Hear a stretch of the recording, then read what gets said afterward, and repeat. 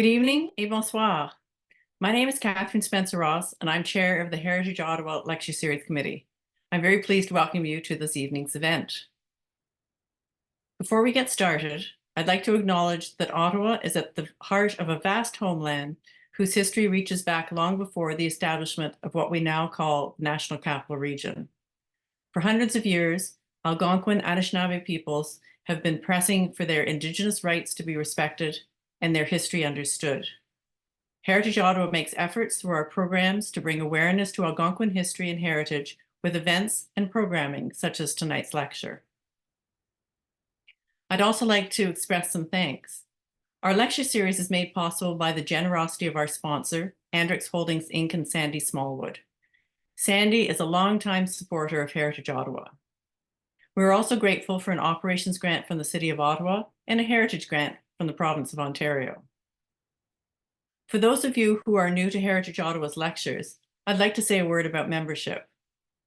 Heritage Ottawa is a membership-based organization, and we're asking you to consider supporting us by becoming a member or by renewing your membership or making a donation. For those who are already members or have made a donation, thank you. A membership is really the simplest way of having a real and measurable impact on heritage conservation in Ottawa, and donations help us offer programming such as this lecture for free. And right now, your support is more important than ever. It's only by having people like you behind us that we can continue to be heard as we respond to challenging issues such as the federal government's Bill C-23 regarding the Historic Places of Canada Act, as well as more local issues like the Central Experimental Farm, 24 Sussex, Lansdowne 2.0, and the implications of the province's Bill 23. Your help does make a difference. As well, being a member of Heritage Ottawa connects you with a really agreeable community of like-minded people who are interested in and care and are often passionate about our history and heritage and the quality of the built environment in the city. You can join by going to our membership page on our website at heritageottawa.org. With a click of a mouse and your credit card, you're a member of this community. Finally, I'd like to highlight that Heritage Ottawa will host an online window workshop next Thursday, April 25th. The cost is $50, and the session will be presented by Andrew Parmenter from Algonquin College's Heritage Institute in Perth. The session is a great way for owners of older homes to understand their windows, how to maintain them, and how to make good decisions about repairs and replacements. Please visit heritageottawa.org for further details and to register. It is now a real pleasure to introduce tonight's speaker. Jean-Luc Pilon's archaeological fieldwork has ranged across the top of the continent from central and northern Quebec through the Hudson's Bay lowlands to the lower Mackenzie Valley. He has also participated in fieldwork in Patagonia, Tierra del Fuego, in southernmost Chile, and on First World War battlefields in northern France. During Dr. Pilon's more than 33-year-long career at the Canadian Museum of History, he participated in several exhibitions, including Kitchissibee, Our Region's Past, now permanently exhibited at the Kitigan-Zibi Anishinaabe Cultural Center, the People of the Longhouse module in the museum's First Peoples Hall, First Peoples of Canada, masterworks from the Canadian Museum of Civilization, which toured internationally, and the First Contacts module in the newly opened Canadian History Hall. His publications include First Peoples of Canada, masterworks from the Canadian Museum of Civilization, which he co-authored with Nicolette Prince, and which has been published in Chinese, Japanese, German, Spanish, and English. Dr. Pilon is an adjunct research professor at Carleton University. For more than 20 years, he was a member of the Archaeology Committee of the Pan American Institute of Geography and History and co-editor of that institution's journal, Revista de Arqueología Americana. He is a past president of the Ontario Archaeological Society and has served as a web editor for the Canadian Archaeological Association. Raised in the Ottawa Valley town of Van Cleek Hill, Ontario, Dr. Pilon studied anthropology and archaeology at the Universities of Toronto and Laval, obtaining his PhD in anthropology from the University of Toronto in 1986. Jean-Luc has agreed to take some questions at the end of his presentation. Our moderator for the Q&A session will be Heritage Ottawa board member Joanne Fortier. Thank you, Joanne, for moderating this evening's questions. At the end of Jean-Luc's lecture, Joanne will remind you to submit questions into the Q&A function on your screen. Feel free to ask your question in the official language of your choice. And with that, I'm now going to hand the evening over to Dr. Pilon. Thank you very much, Catherine. This was very kind. I'd like to thank Heritage Ottawa, Patrimoine Ottawa, for giving me the chance to share this, what is for me a passion about the area's ancient history with a broad audience. Opportunities are not as frequent as we would like. And talking to people who have obviously a very keen interest in the area's history is always very comforting and rewarding. And I think what I'd like to do tonight is give some texture. In your acknowledgement, you recognize that Anishinaabe Algonquin people have been here for centuries. And I would like to give some texture and some color to statements such as that. So I will begin by hopefully sharing my screen adequately and getting, okay. So this presentation this evening is derived from an article that we published in 2015. Now, it was co-authored with Randy Boswell, who's a well-known Carleton journalism professor, journalist, and certainly I think we could also call him an historian. And it was titled Below the Falls, an Ancient Cultural Landscape in the Center of Canada's National Capital Region. And it was published in the Canadian Journal of Archaeology. So tonight I would like to look at that landscape, define it and describe it a little bit. But I'd also like to speak about the long road that had to be traveled before we could arrive at a point where we could actually put these pieces together and tell the story about this ancient landscape. So, as well as the 2015 publication, in 2021, the summer of 2021, my daughter Lena and I made a video that basically embodies and presents in a visually appealing way, I think, that story of that ancient landscape. And so I encourage you, if you're interested and you'd like to see something a little bit more visually interesting, to go to YouTube and just search for Paddling Through the Past. And it'll bring a lot of the things that I'm going to speak about this evening, bring them to life. Now, what I'm going to be presenting here tonight is basically my perspective on the ancient past in a part of the center of Ottawa, Gatineau. You know, others could look at the very same information and come up with yet another interpretation.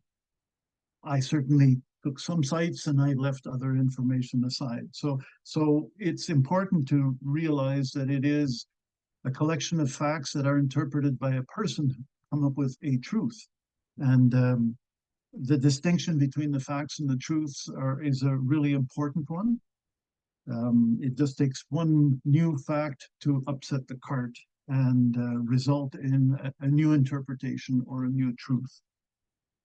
So here we are at this point in time, and we'll see what we currently think about some of these things.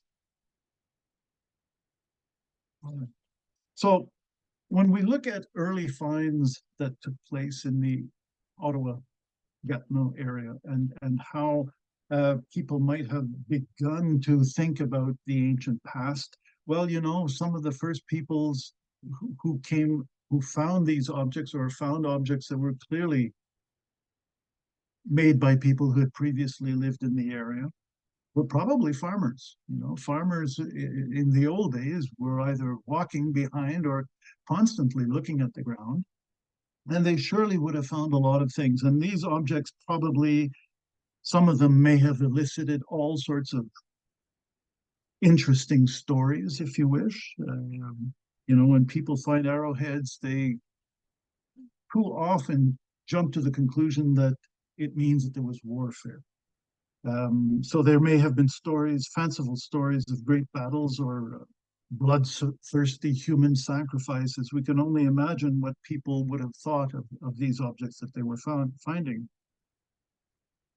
But some of these objects were eventually incorporated into the collections of mid to late 19th century learned societies, and I'll talk a little bit more about them in a moment. And these groups, these societies, were intent on preserving evidence of the past from the Ottawa Gatineau area. Some examples are contained in the archives of the Bytown's Mechanics Institute and Athenaeum that are held by Library and Archives Canada. I'm going to read just a couple quick passages in the annual report of March 1854 to February 1855. It says that the collection of the museum, they had a museum, consists of about 850 specimens of birds, animals, rocks, minerals, fossils, Indian remains, and other articles. And I think by Indian remains, they meant mostly objects. In the annual report for 1855, they mentioned that there were 14 Indian antiquities, that is, stone chisels, gouges, spearheads, etc., collected in the county of Renfrew. An Indian spear of native copper, a fragment of a same implement, an old copper camp kettle, supposed to have been left in the woods by the first French explorers of the Ottawa, an Indian scalping knife, so you see how the exaggeration of items was in full flight, an old French sword, and these were presented by Mr. J. Shaw of Wilberforce. So clearly people were finding things, and some had the initiative, and I dare say the good sense, to realize that they should be kept and preserved because they had a story to tell. Here's a gouge. It's a woodworking tool. Clearly it's hollowed out. It's made of a fairly hard stone, and it is, you know, manufactured with a certain technique that's quite different from the one that you'll use making, for example, arrowheads or knives and things like that. But look at the label. The label tells us that it was found in Graham's Brickyard, Ottawa East, 20 feet below the surface in December of 1892. Stop and think for a minute. December, what is somebody doing digging in the soil in that month? But also, so we can imagine that it was frozen, and we can also imagine that these were probably clay soils. So what is somebody doing in December digging in clay soils and at a depth of 20 feet below the surface? Clearly, there's a mystery there. Now, how it got there, how people retrieved it, but it's all preserved on this label that has been on this artifact for quite a long time. But again, it's an indication that not only were farmers coming across these objects and realizing that perhaps they had a story to tell, but others were as well. So this is part of that early collecting that took place in the Ottawa area. You may know of Dr. Edward Van Cortlandt. He was a medical doctor, but here he's dressed in uniform. He was the doctor of the contingent of soldiers that were still on Parliament Hill. He was a medical doctor, but he was also a person with a great range of interests, and he was an active member of the Bytown's Mechanics Institute and its later iterations, the Ottawa Natural History Society. He was interested in natural history, of course, but he wrote, for example, a paper recommending a local limestone for building the Parliament buildings. He gave one of the first lectures on a plant in the area to the Natural History Society. And he also had an avid interest in the human past of the region. He was, for a number of years, the curator of the Bytown Mechanics Institute's museum, among other posts. Randy Boswell, the Carleton University professor that I mentioned, has convincingly shown that Van Cortlandt responded to an urgent appeal by the Canadian Institute in the 1840s. The Canadian Institute had witnessed the desecration of burial sites in southern Ontario. It was becoming a weekend pastime for people to get picnic baskets together and go out to places where there were known archaeological, we call them archaeological sites. They were old villages, and they would proceed to dig them up. And they were especially avaricious when it came to burial places. And so there was a call put out, and Van Cortlandt responded to this call. And he published an article in 1853 that accounted for and described some excavations that he had made in the 1840s. And I'll talk about that a little later, but he played a very important role. Another person, now this is a notice of his article published in 1853, and you see that the work took place in the summer of 1843. So 10 years later, he responded to this call to make a permanent document attesting to the existence of this particular burial place. And we'll talk about that a little later. Misinformation and less than stellar scientific rigor perpetuated an incorrect identification of the location of this burial place, because frustratingly, in his 1853 article, he did not tell us where the site was.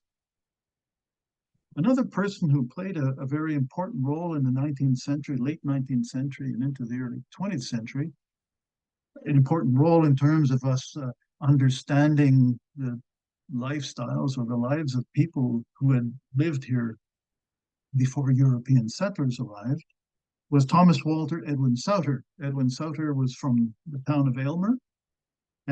He was a clerk with the Department of the Interior, but he was also interested in the past, be it the past of the natural world as much as the human past of this region. There is, in fact, a small bivalve, a fossil bivalve, Paleozoic bivalve, that is called Sauteria canadensis, as he was one of the first to identify some little distinctions in this one little fossil. Now, when he was 15 years old, Dr. Van Cortlandt, who had discovered that burial place somewhere near in Ottawa, passed away. Now, Edwin Souter published an article in 1909 where he made very clear where it was that Dr. Van Cortlandt had made his discovery. Dr. Van Cortlandt, or I should say, Mr. Souter, told us that it was in the vicinity of Bay and Wellington streets in Ottawa. In fact, I'll read a little bit of his article. He says, residents of the capital will be surprised to learn that a Huron feast of the dead, similar to the one already described, was once held in Ottawa, on the spot that now occupies the northwest angle formed by the intersection of Wellington and Bay Streets.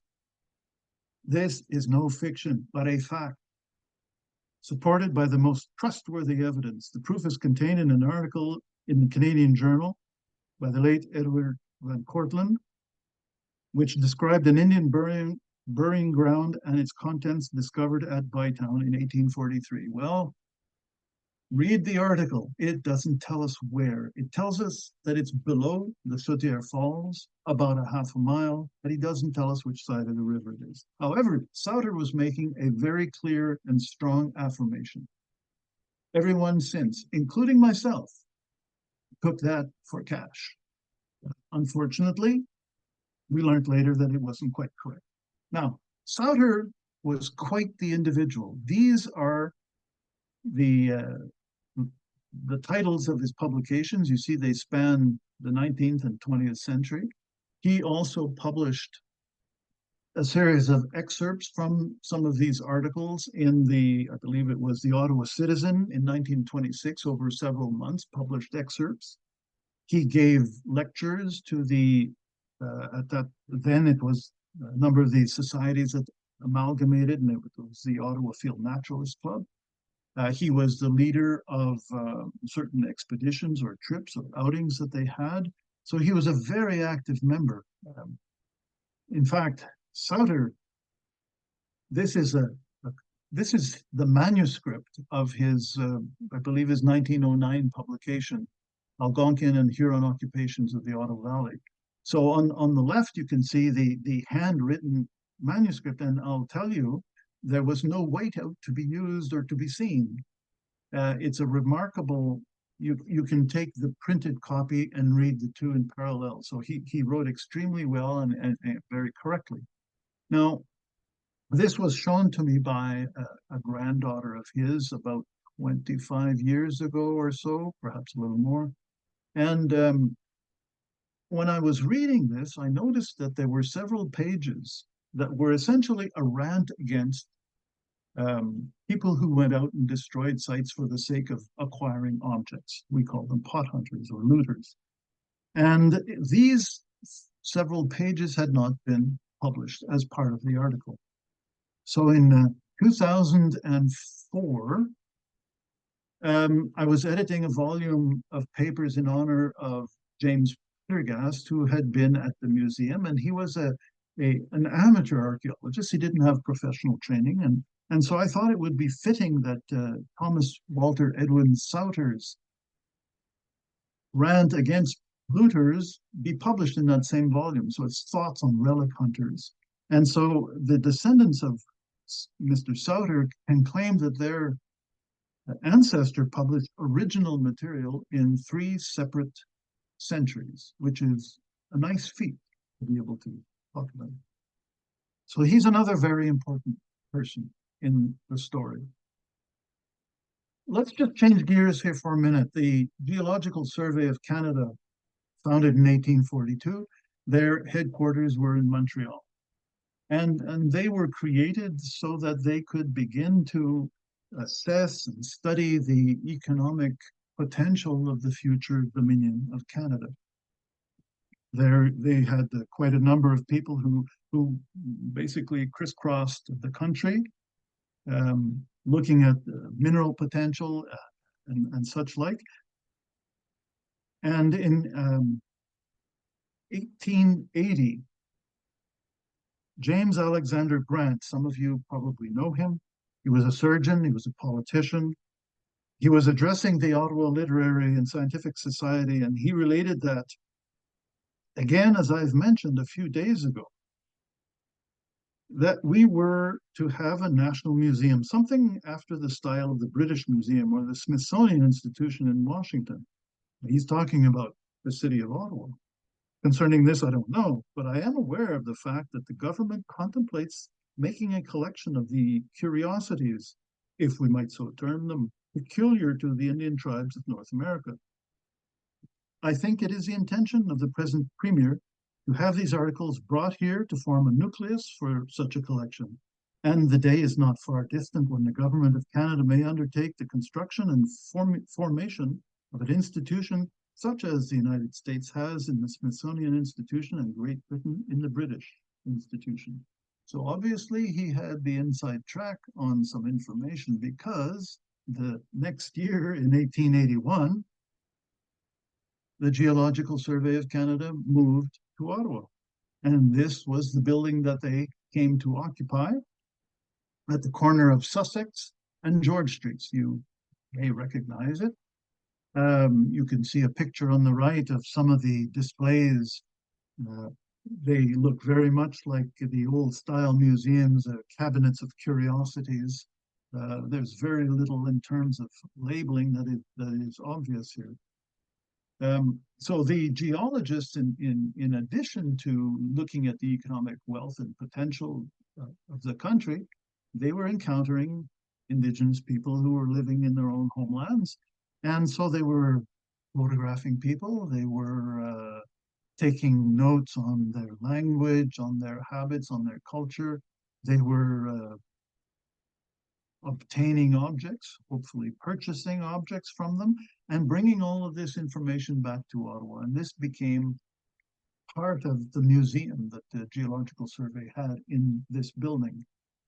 And so if you go to that building today, you will see that it has been embellished with a plaque that commemorates the Geological Survey of Canada when it had moved to Ottawa. So without putting salt in the wound, this was perhaps the first shot over the bow that eventually led to the superiority of Ottawa over Montreal. And I'm sure if there are people in Montreal, that's my only joke. All right. Now, you remember we talked about the Ottawa Literary and Scientific Society was an amalgamation between the Mechanics Institute and the Natural History Society. Well, in 1899, January, there was a note published in the Ottawa Citizen, and it said that Indian relics were lost. There was a meeting of the Women's Historical Association, and they said, where are the relics? Miss Reed mentioned that many Indian relics were found in Ottawa. They were kept in the Old Mechanics Institute up to 1855. But they are now, where they are now is unknown. A discussion followed as to where the relics could have been moved to, but no person could throw any light upon the subject. If you look at this piece, it's one of the many artifacts that exist in the current collections of the Canadian Museum of History, and it has this typed out label, and it was presented to the Ottawa Literary and Scientific Society by them in 1884, and it was presented to the Geological Survey of Canada. So the Bytown Mechanics Institute had collected this material. In 1884, for some reason, they decided that they couldn't maintain it, or perhaps they thought that a better place for the collection was the Geological Survey of Canada, which had a big museum at that time. And so this material moved down the line in that fashion and eventually made its way to the Museum of History, where it is today.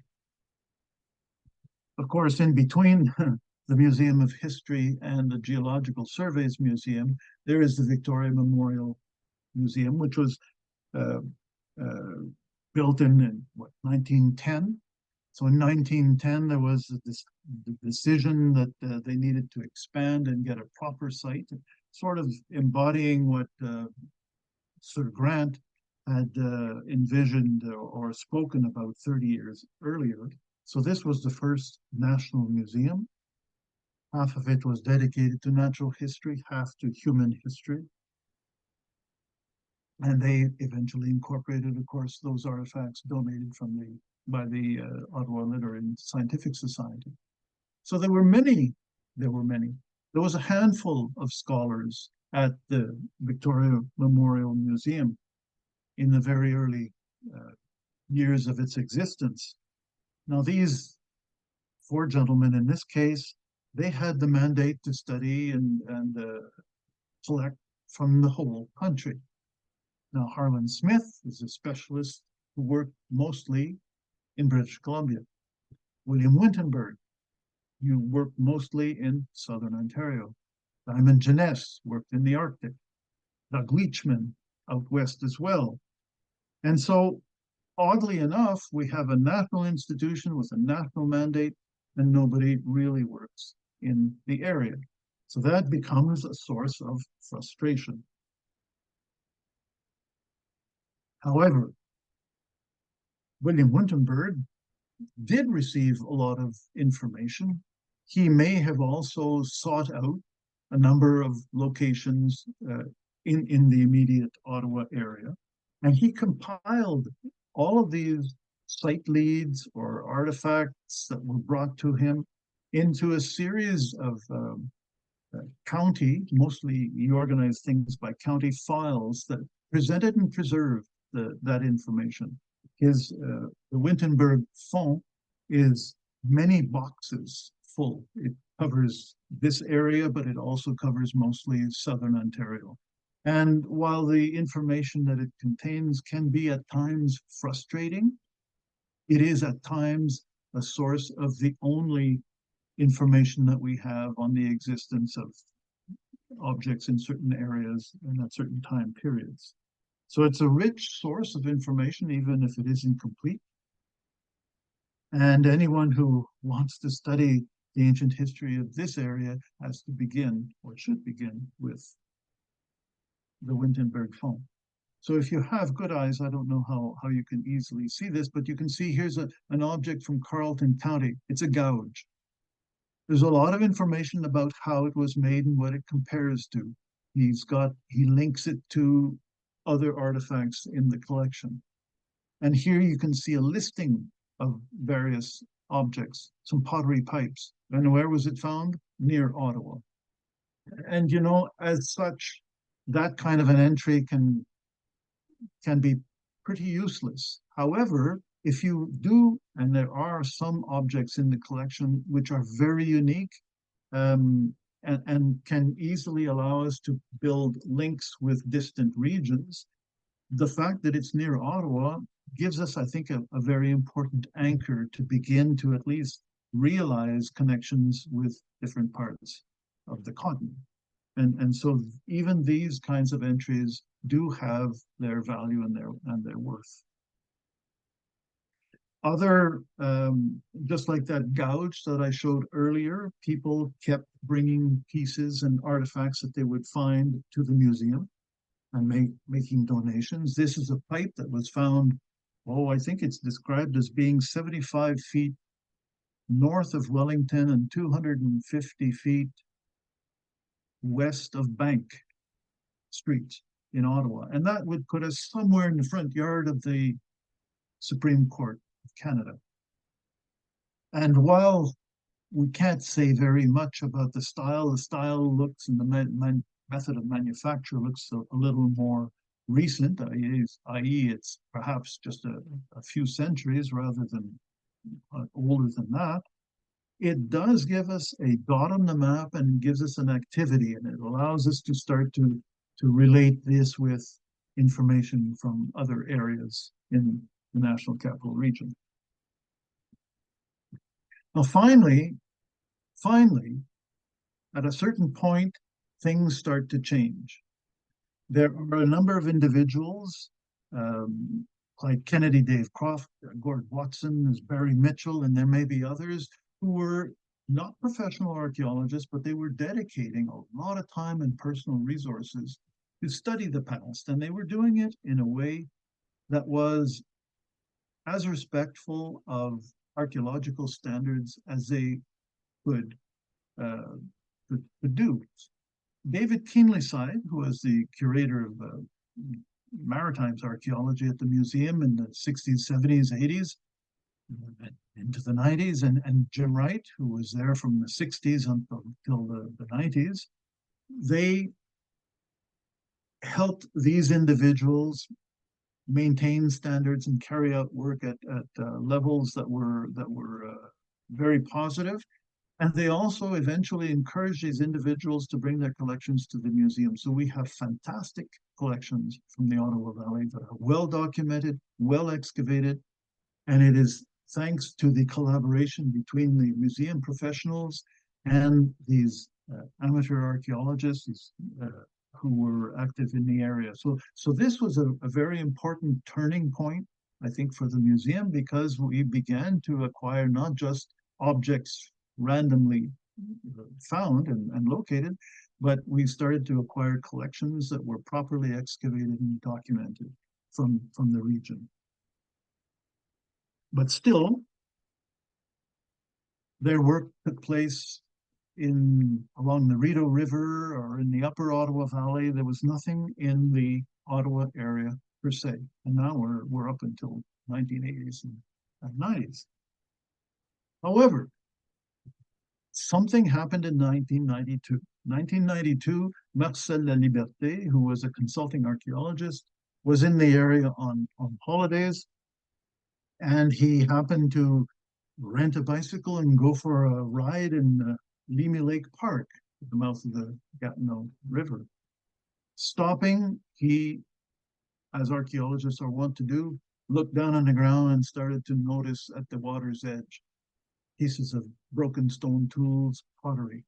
That was the beginning of a 10-year research project that Marcel undertook with the collaboration of all sorts of people, including, and especially important in the early years, the Société d'Histoire de l'Outaouais, the City of Gatineau, Quebec Ministry of Culture. He would then partner with some universities. For a couple of years, I think it was in 2002, 2003, the excavations were funded by Kitigan-Zibi, the Anishinaabe Algonquin community. And that saw 10 years of fairly intense research take place. So that's the first time that you had that much focus by an individual carrying out an intensive and systematic study of an area. So this was a very important turning point. 15 years later, the National Capital Commission hired its first ever archaeologist, Ian Badgley, that many of you have probably know of. And Ian is still with the NCC. And he took over and continued some of the work that Marcel had carried out at Limy Lake Park. And of course, broadened, he had a mandate to care for the heritage resources, the archaeological resources on federal lands that are under the National Capital Commission's purview. So these two individuals are part of a really changing way for the protection of archaeology and archaeological resources in the National Capital area. In 2002, the ground was being broken for the construction of the new National Museum War Museum. You can see on the right there, it was in the month of March, and they were just going to beat the band, not realizing that that wall that was buried there had historical significance.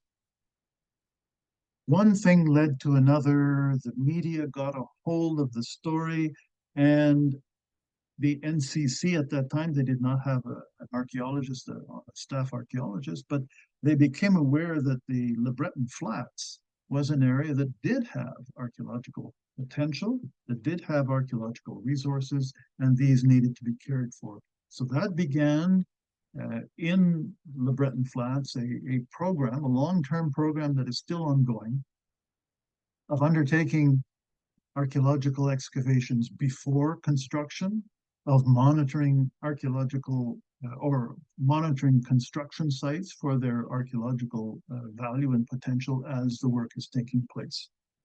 So that is, again, a big milestone. And what it means is that in the Ottawa-Gatineau area, fellows with hard hats and reflective jackets are perhaps occasionally seen, and these are consulting archaeologists who are working on specific projects that are resulting in disturbance to the soil.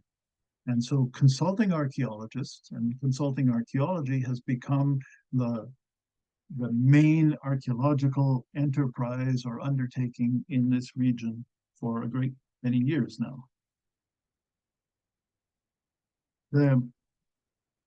A challenge with archaeological consulting is that the reports, the information that is generated by that work usually is done for a developer.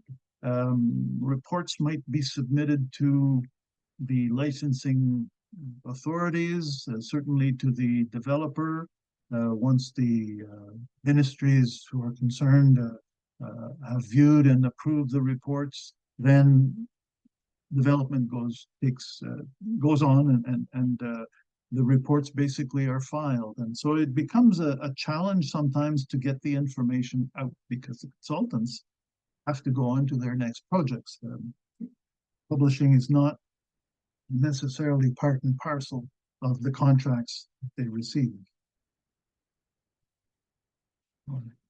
So I think that gives you an idea of the development of the source of information that we can have about the ancient history of the Ottawa-Gatineau area. Now let's look at some of those pieces of that particular puzzle.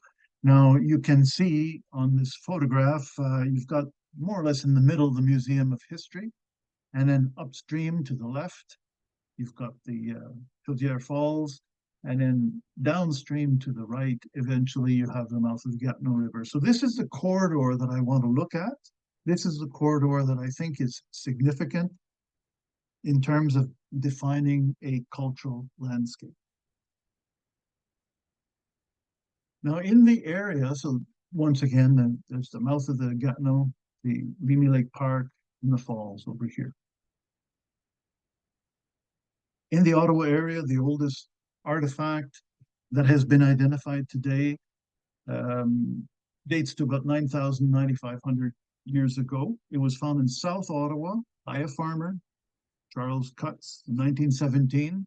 And it was only in 1997 that his grandchildren brought it to the museum and allowed us to study it and make a copy of it. But that's probably the oldest. It's very distinctive in terms of the way it is manufactured, the way these notches are made, etc.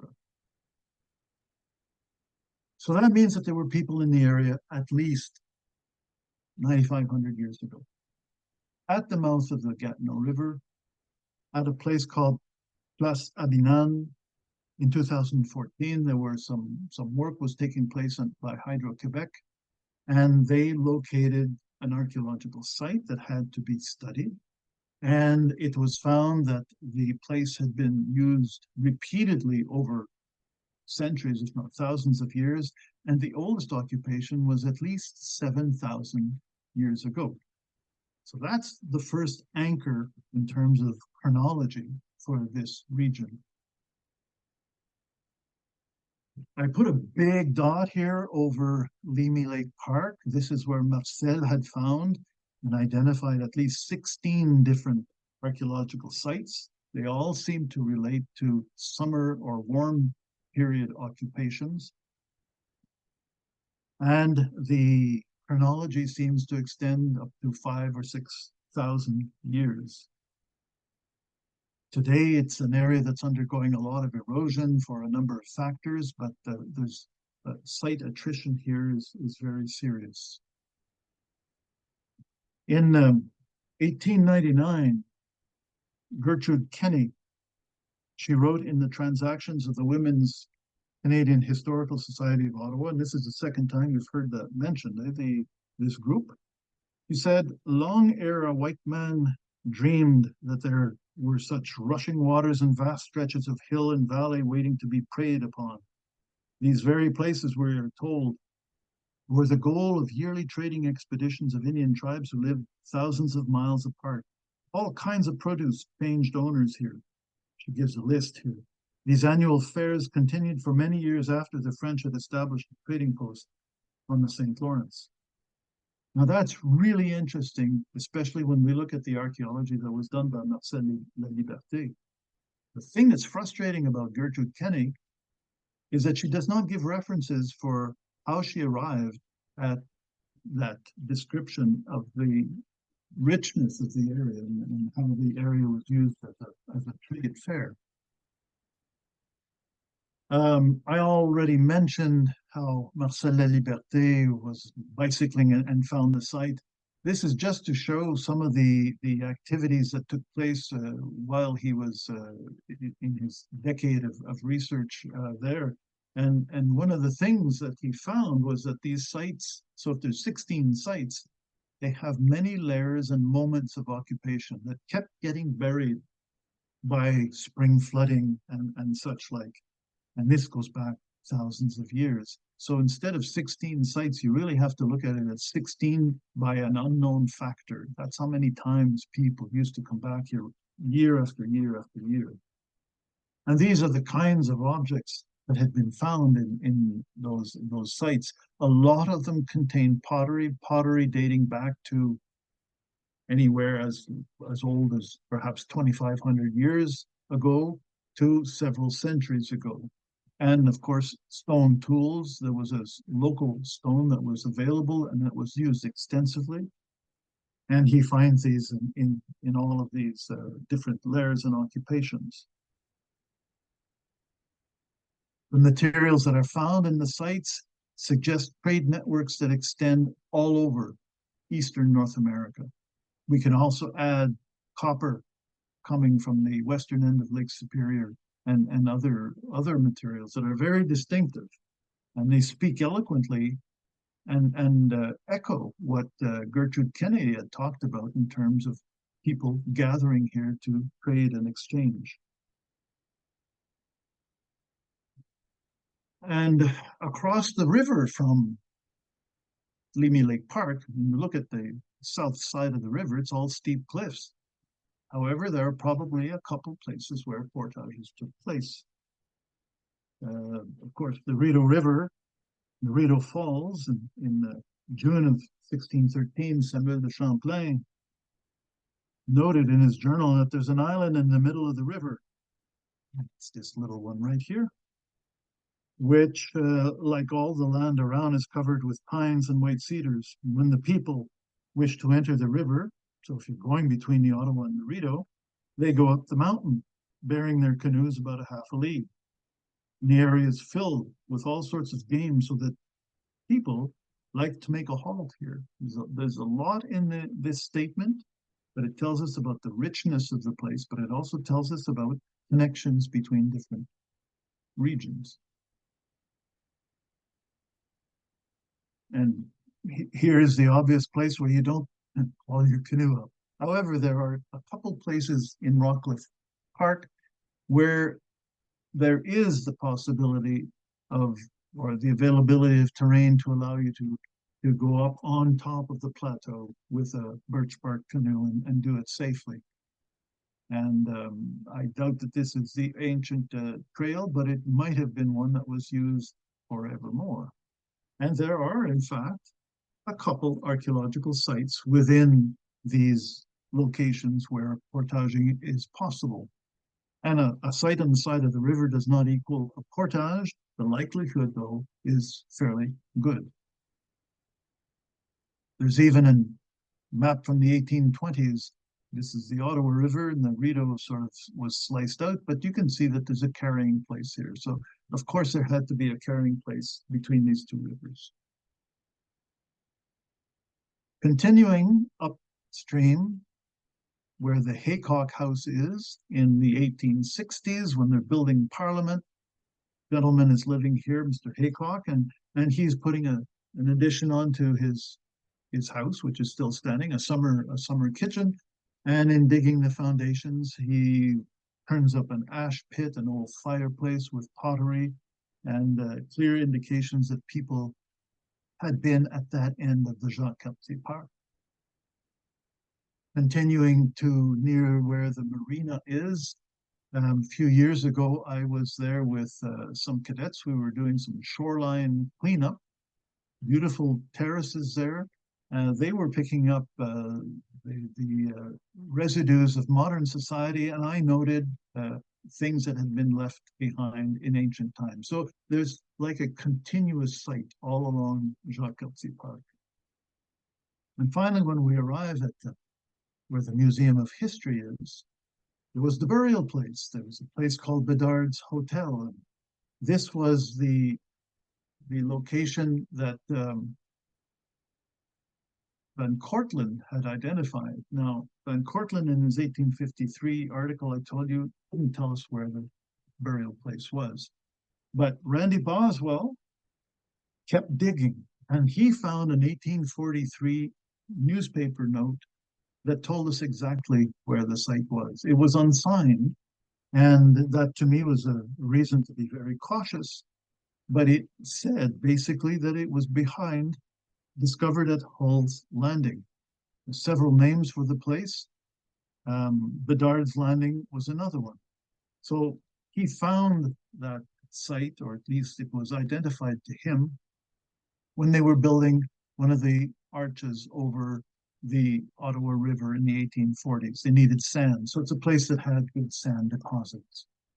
And there is an 1854 watercolor of Bedard's Hotel, and you can see how the land just tapers down to bedrock, and it fits his description really, really well. Certainly a lot better than Le Breton Flats did. And the styles and his descriptions of the burials there suggest that the burials took place for more than 4,000 years And we can see evidence, at least from the descriptions of burials from 2,500 years ago and on. And oddly, or interestingly, in 2017, they unveiled a monument, a statue of Chief Teswat, who was the Anishinaabe Algonquin at Morrison Island, who stopped Champlain from going up river.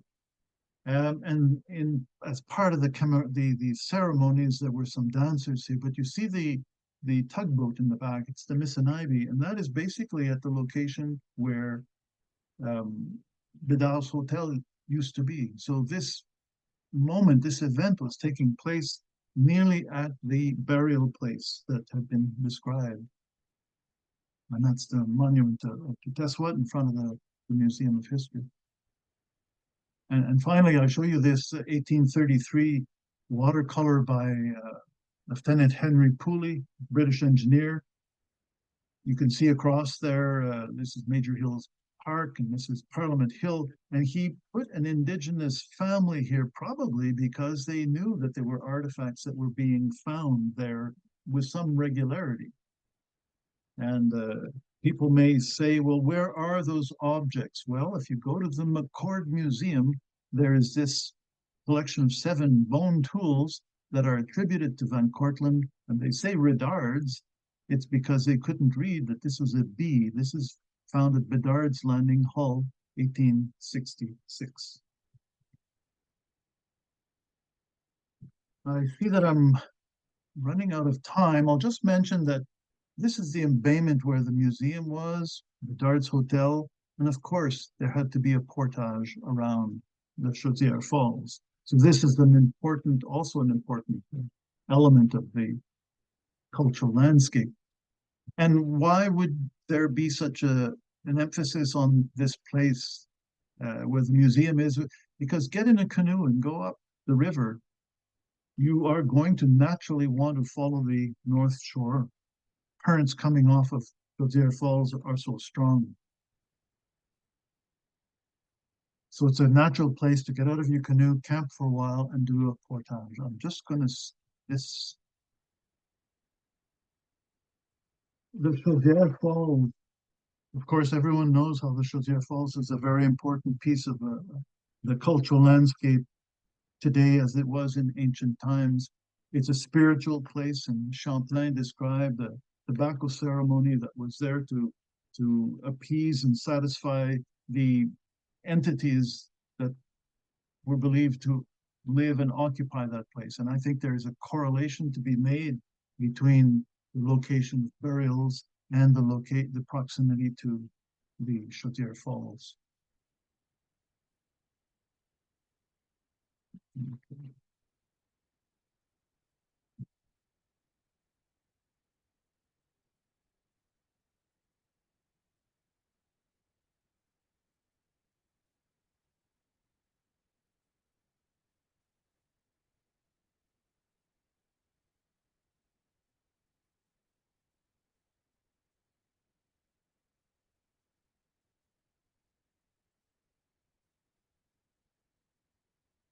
So that's Chaudière Falls in 2019 when we had a high water event. Putting it all together, and there you can see the blue areas are places where people camped and stopped. You have portages that are known, you have burial places, and you have this spiritually very significant location.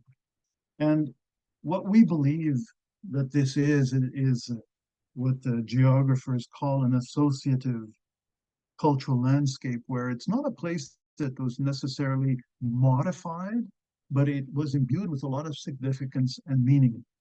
No one going up or down the river would have and could have avoided, of course, the falls or the burial place. These are places that people regularly would have come into contact with, and judging from the way that the people were being dealt with, or the burials were being dealt with, it happened over thousands of years. We have thousands of years of people occupying and coming back repeatedly, summer after summer, into the mouth of the Gatineau area. And so again, people coming to the mouth of the Gatineau would have inevitably passed by the falls, the burial places. And so all of this was a cohesive place. It wasn't just a series of separate sites located in close proximity to each other. We believe that it was part of a landscape, that people saw it as a whole, so that the sum of the parts or the whole was greater than the actual sum of the parts. So the question might become, well, what does it mean? Well, I think when we look at people being here for thousands of years, we can give texture to it. We can also understand, and I think this is critical in these times of reconciliation with Indigenous peoples, we can understand a little bit better how this place is so significant and meaningful.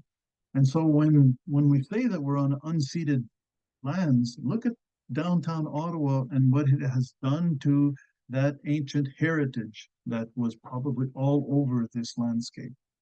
And so I think understanding the meaning of this landscape, the meaning of this piece of geography for the Anishinaabe Algonquin helps us to understand what it means when they have a land claim and they say they want to have a say in how it is managed and how it is controlled and what its future will be. And so I think that when we acknowledge the lands that we live on, we will also acknowledge the depth of the relationship that the Indigenous people have with it, and we'll come to realize exactly what it is that is being shared with us. So I think on that note, I will stop, and perhaps we can open things up for some questions. Well, thank you. Merci, Jean-Luc, for your presentation of, well, your perspective of the ancient past and on this important, sorry, I'm losing a bit my voice, important associative cultural landscape. Also, thank you for agreeing to take a few questions. So for the participants, you're invited to ask your questions by using the Q&A function, which appears at the bottom of your screen. And as Catherine mentioned, you can submit your questions in either official languages, and I will moderate the questions and comments for repetition and length of time. One of the questions here is about laws. Do we have laws to protect archaeological sites? Well, yes, the legislation pertaining to archaeological remains is a provincial matter. And unfortunately, on federal lands, there are no laws per se. There are policies and ways that they are approached, but there aren't laws. And essentially, archaeological resources are very perishable. They cannot be replaced. They're a non-renewable resource. And so this is why there are laws that you need a permit and you have to produce reports, and that report becomes an archive of what was, because the archaeological process is a destructive one. You excavate an archaeological site, you are destroying it. Nobody can go back. And so this is why there's a big imperative to observe and record as much as you can in that destructive process. And who gets to keep the objects or the artifacts? For example, First Nation artifacts, where are they? Is it the NCC who is the custodian of land, or somebody else? Well, if it's the NCC, then the NCC decides. I know that if it is a collection that is acquired under an Ontario permit, the permit basically gives a responsibility for the care and maintenance of the collection to the archaeologist. Well, you know what that means is that eventually people's basements get filled with things and they have to find a home for these collections. But there is no systematic way in Ontario at the moment. In Quebec, the collection is supposed to go to the Ministry of Culture once the study is completed. Interesting, the difference between the two. Now you talk about the burial ground or the burial site. There's a few questions related to that. Was there anything found at the time of the construction of the museum? Is there any future actions regarding that site? And somebody asked if there was a connection with the Mohawk. Let's see. When the museum, before the museum was built, Museum of History, Roger Marois undertook archaeological studies and excavations. There was one glass bead found. There was nothing of a pre-contact nature found that I know of. And so no. Now, did they excavate and open up the whole area? Don't know. As we know, there was a lot of industrial activity there by E.B. Eddy and Company for a very long time. So they probably disturbed a lot of the landscape. There was a lot of extraction of sand. You know, when they built the Parliament buildings, for example, in the 1860s, they're coming to get sand. In the 1840s, they're building bridges, they're coming to get sand. So things are being disturbed. Does it mean that there's nothing left? Who knows? We can't know that for sure. What's in the parking lot behind Kruger? Don't know. How extensive was the disturbance there? Don't know. Does that make a difference? Do you have to have tangible remains to say that, okay, now we must be concerned and respectful, as opposed to the knowledge that it was here. This was a place where ancestors were, people were buried. So there's a big question there. Now, the question about Mohawk. Mohawk connection. To the museum site? Or? Yes, this one, yeah. The burial site. There's not enough information, I don't think, for us to be able to say that there were any connection with Mohawks. The method, the main method, when Van Cortlandt describes what he found in 1843, he talks about a communal burial where there was about 20 people buried together. He also talks about some individual burials. Later in 1860s, there was talk about cremation burials. So, and what's their relationship one to the other, don't know. But when Van Cortlandt talks about that communal pit with the burials, the bones are all mixed up. So this means essentially that the people had been buried elsewhere and their remains were recuperated after a certain time had passed. And the remains were prepared with powdered red ochre. And so, and then they were completely disarticulated so that everything was mixed together. And that's why, for example, Edwin Souter, when talking about another place in the Ottawa area that had a similar kind of burial practice, he talks about the Feast of the Dead because, as we know, the Jesuit missionaries documented this in Huronia, where people would be disinterred and brought together in a communal burial, and with all of the ceremony that goes with it, they were reinterred together. But red ochre was not being used by the Huron. This had nothing to do with it. They did not use red ochre. And we have radiocarbon dates from another burial location, not on the human remains, but on materials associated, which suggests that it's over 4,100 years old. And there are other sites in southern Ontario that have that kind of preparation of remains. So this is why we're looking at that. This is not the typical Iroquoian late contact period method. Okay, thank you. Another question, how would you report a place that may have been used by First Nation people? I guess depends on what the basis who you would is. contact and, how you would register the place. What would you do with the artifacts? Or? Well, for example, if you were on NCC lands, you would contact the NCC archaeologists. Okay.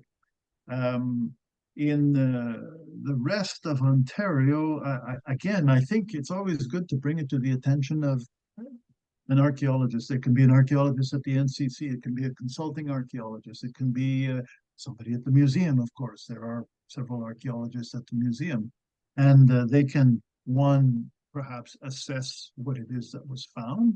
And they could then contact the pertinent authorities to get things registered and recorded. The most important thing is getting it recorded, you know. Okay. And I know you talked about sort of weekend archaeologists. Is there still that kind of archaeologist? I'm aware of the shipwrecks, for example, where people try to find them and get some objects from the shipwrecks. Is there the same attitude today about archaeology? Well, I'm sure there is. There are, there are, for example, there's the Ontario Archaeological Society, which is comprised to a large extent of non-professional archaeologists or people with an avid interest in archaeology and knowledge of the past. There's a chapter in Ottawa, the Ottawa chapter of the Ontario Archaeological Society. They have lectures. They have public archaeology digs where the public can participate in. The NCC, of course, at Limy Lake Park have summer programs of public archaeology, so people can get involved in a positive way. There's a place at Rockcliffe Park where there used to be a quarry that was then used as a dump in the 19th century, and people go there, bottle collectors, and it's like placer mining. They just keep the hole moving along, and so they're leaving the pieces. It's site destruction. And once they get home and they look at the nice object, we don't know what the context was, and what they've left behind is not very useful anymore. You know? Yeah, you lose the context. Another interesting question, is there any evidence of more permanent villages similar to Iroquois or Huron villages supported by agriculture in our region? Not that I know, except if, again, you read Champlain's journal in 1613, shortly after he passed through Ottawa, going upriver, he stopped near Cobden, near Muskrat Lake, at the village of a chief called Nibashi, and he describes how Nibashi, they were growing corn, and the corn was 4 fingers high. So this is early June. Now, was it a permanent village? Don't know. How extensive was the corn agriculture that they were practicing? Don't know. It might have just been gardens, something to complement. Don't know. We really don't know. Okay. So another question. I saw a picture of the lithic knife found at Parliament Hill and found by the archaeological firm I currently work for. Could you expand on this artifact and meaning of this excavation? Well, I would say, talk to your boss. My understanding is that this was found in a disturbed context. It wasn't found in a primary undisturbed context. That's my understanding. And I may be wrong. And this is why when I say talk to your boss, I'm serious. The context tells you everything.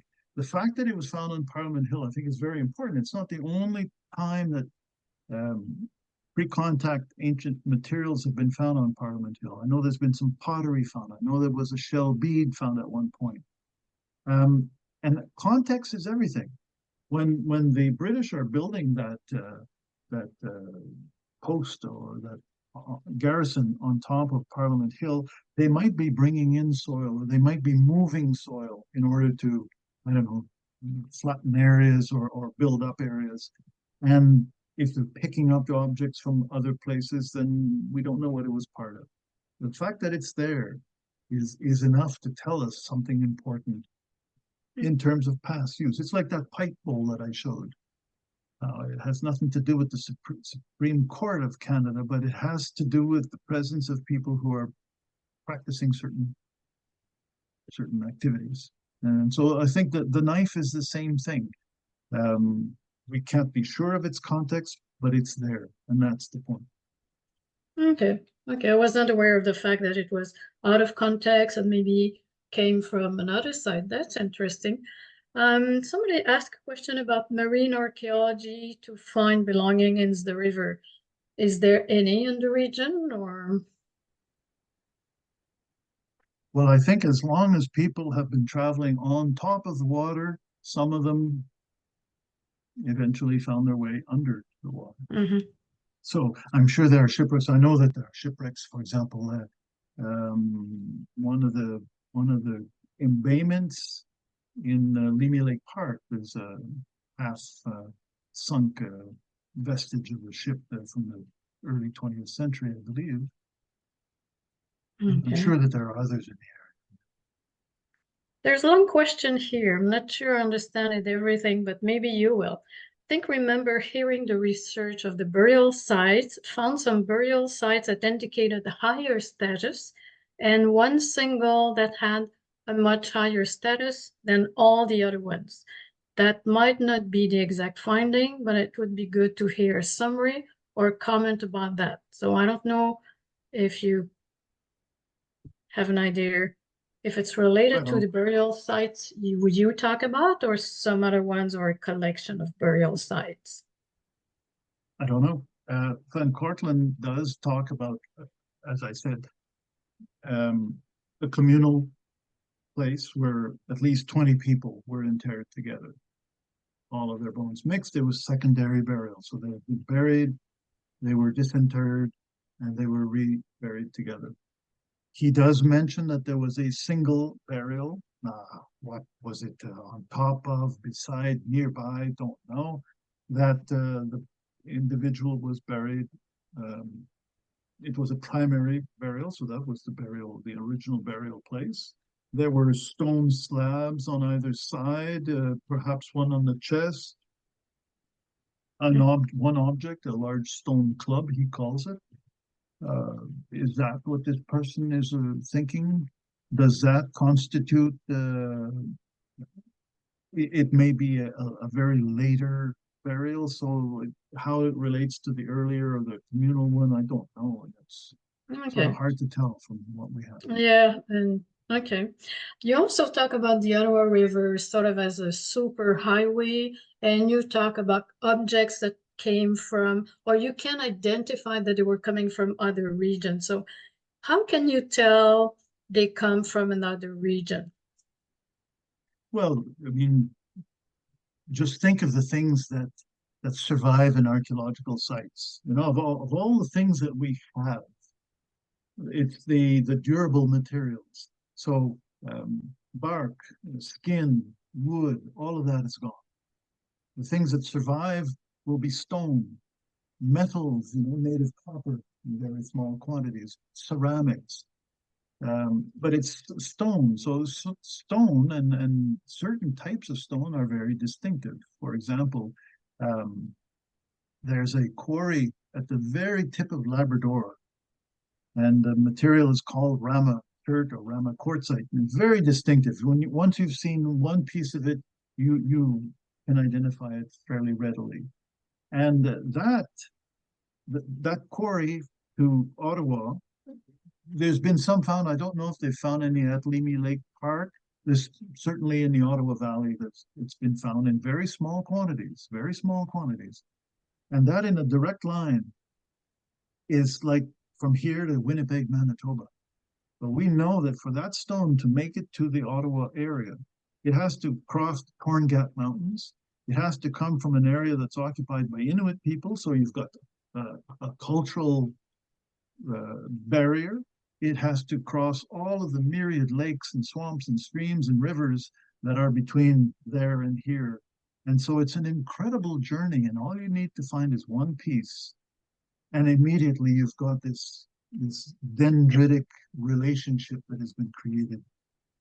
So it's the type of materials. Some are very distinctive, and we can pinpoint where they're coming from.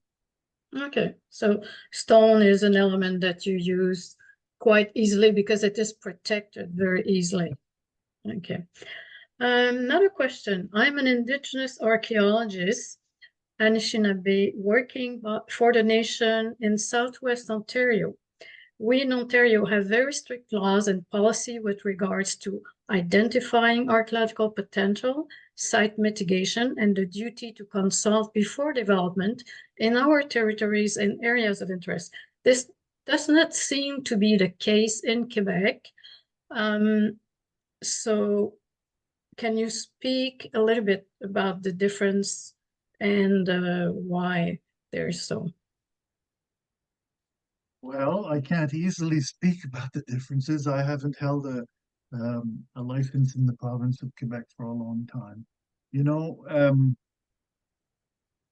it may be that I can't really speak for it. I do know, for example, though, the NCC in the National Capital Area have protocols with the Anishinaabe communities that they will consult and involve the communities basically every step of the way in terms of the work that they do. I think the city of Ottawa has the same. And I think there is certainly a great awareness among archaeologists, regardless of which side of the river you're working on, that you need to speak to the Indigenous communities to make them aware of what you want to do. You know, projects, right, you know, in this day and age, and I say in this day and age, there is a prise de conscience. People have become much more aware of the impact of what we do and what we don't do. And so whether it's part of the formal policy or not, I think there's certainly a direction that way. Okay.